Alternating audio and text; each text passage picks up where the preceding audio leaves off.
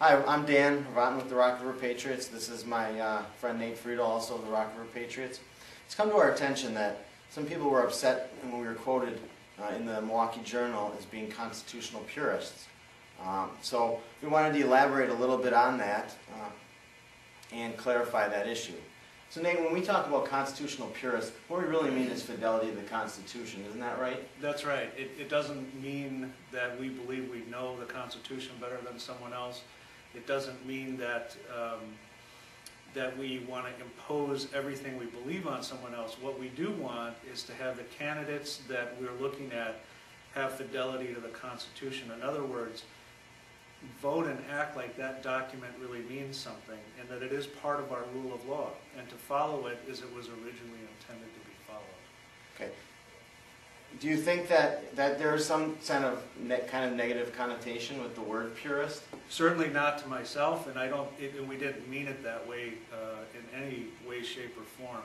But it was brought to our attention that for some people that can be a word with negative connotations, and we wanted to make certain we were presenting what we believe in a very accurate way. I think the biggest thing for us as a group, the Rock River Patriots, we don't claim that we speak for anybody else. We speak for the Rock River Patriots, and fidelity to the Constitution, understanding the Constitution, and knowing the Constitution is so very important, because otherwise how are we really going to change anything? Agreed. And I think too, when we talk about fidelity to the Constitution, it certainly is a document that takes some time to read and it takes some time to study. But the first 10 amendments and the enumeration of powers and the Declaration of Independence, I think that anyone really can understand what the intent of that language is. And so in regard to that, it's important for the candidate to at least have an understanding and knowledge, a working knowledge of those particular areas. Overall, the biggest thing is individual liberty versus government power.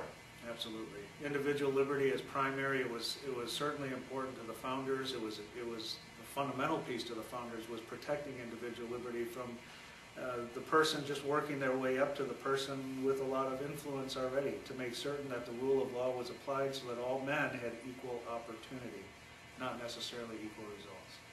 Constitutional purism, if you want to call it that, we believe is fidelity to the Constitution, and we will continue to stick by that as patriots and people doing our duty to hold these elected people or vet these candidates so that we don't keep doing the same thing over and over again.